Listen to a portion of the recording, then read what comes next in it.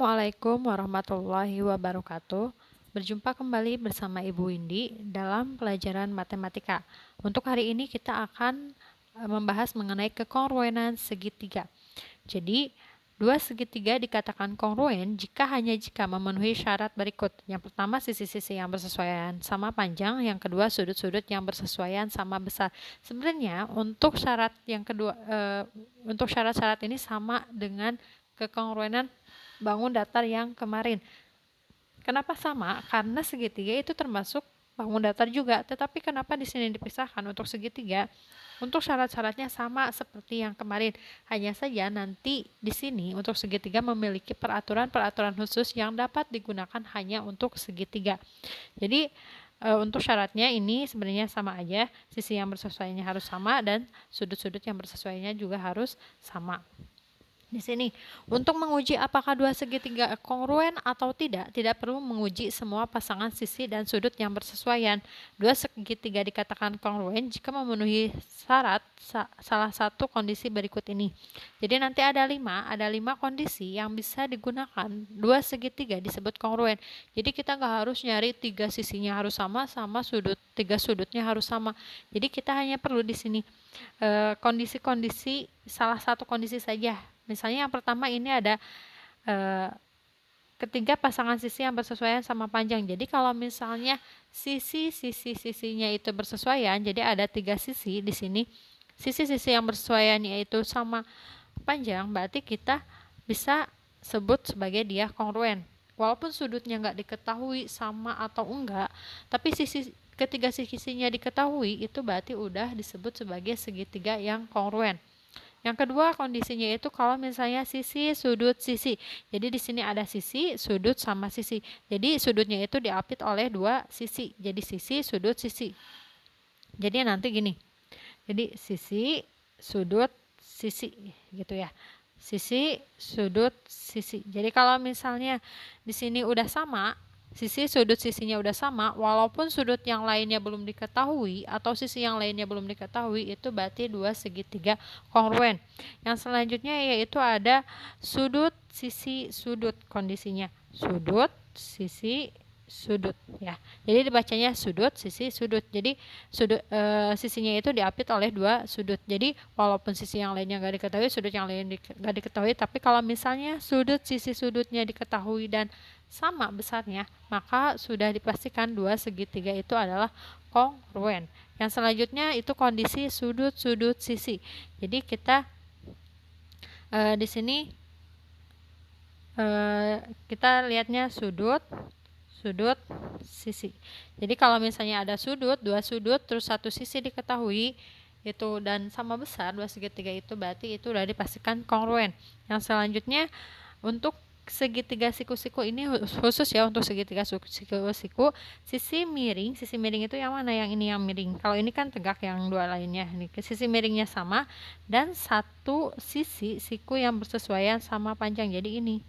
Jadi ada dua sisi ya. Yang paling penting itu adalah sisi miringnya dan satu sisi yang lainnya itu dia sama, berarti untuk segitiga siku-siku itu dia kongruen gitu. Ya, jadi ada 5 kondisi di mana segitiga dikatakan kongruen walau nggak diketahui sisi semuanya sama atau semua sudutnya sama, hanya memenuhi salah satu dari 5 kondisi tadi, berarti kita bisa katakan sebagai segitiga itu kongruen. Gimana? Lumayan ya. Gini nih contohnya. Jadi kita di sini punya contoh nih, ada gambar.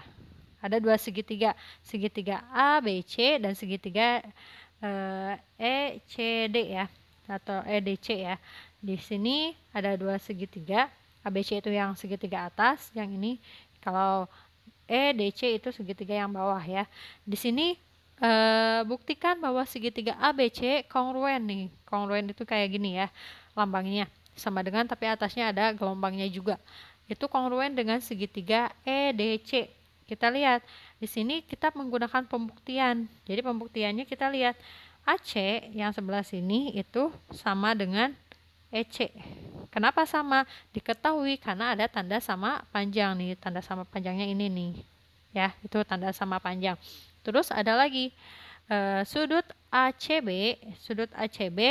sama dengan sudut ECD. ACB itu nih sudut yang di sini nih. Nah, itu ya yang perpotongan. Nah, itu kenapa sama panjang? Karena bertolak belakang. Jadi kalau kalian ingat dulu tentang sudut-sudut itu, kalau misalnya sudut yang bertolak belakang itu besarnya sama. Terus ada BC sama dengan DC. BC sama dengan DC nih, ini ya. Itu karena ada tanda yang sama. Maka kriterianya adalah sisi, sudut, sisi gitu. Jadi ini udah membuktikan kalau misalnya itu sama ya, kongruen. Yang selanjutnya supaya yang masih bingung nih, ada satu contoh soal lagi. Di sini buktikan bahwa segitiga PQS kongruen dengan segitiga RQS. Jadi PQS itu yang atas sama RQS itu yang bawah. Di sini PQ sama dengan RQ. PQ itu yang ini sama dengan RQ itu karena ada tanda sama panjang. PS sama dengan RS karena ada tanda sama panjang. Terus apalagi? QS pada QS yang di sini nih, QS pada PQS dan QS pada RQS itu sama. Kenapa? Karena berimpit. Berimpit itu artinya dia nempel ya. Jadi di sini kita lihat karena di sini yang diketahuinya itu adalah sisi-sisinya saja, berarti ini kongruen berdasarkan kondisi sisi gitu. Nah, itu ya untuk kekongruenan segitiga. Jadi di sini kita nanti nggak terlalu banyak hitungan, tapi kalian harus menggunakan analitis di sini. Kira-kira pakai kondisi yang mana? Ingat tadi ada 5 kondisi ya. Ada sisi-sisi, ada sisi sudut sisi, ada sudut sisi sudut, ada sisi-sisi sudut, dan ada untuk yang khusus segitiga siku-siku. Ya. Yang selanjutnya ini ada tugasnya, ada 2 tugas. Yang pertama, tunjukkan PQS kongruen dengan RQS. Ini gampang ya. Udah bisa ketebak lah, hampir sama kayak yang tadi. Yang kedua, kalian baca juga di situ ada deskripsinya. Lihat di deskripsi itu ada yang diketahui, tapi di gambarnya nggak diketahui. Itu nanti kalian tinggal baca aja, terus kalian tinggal kerjakan dan silahkan dikumpulkan. Ibu tutup pertemuan hari ini. Wassalamualaikum warahmatullahi wabarakatuh.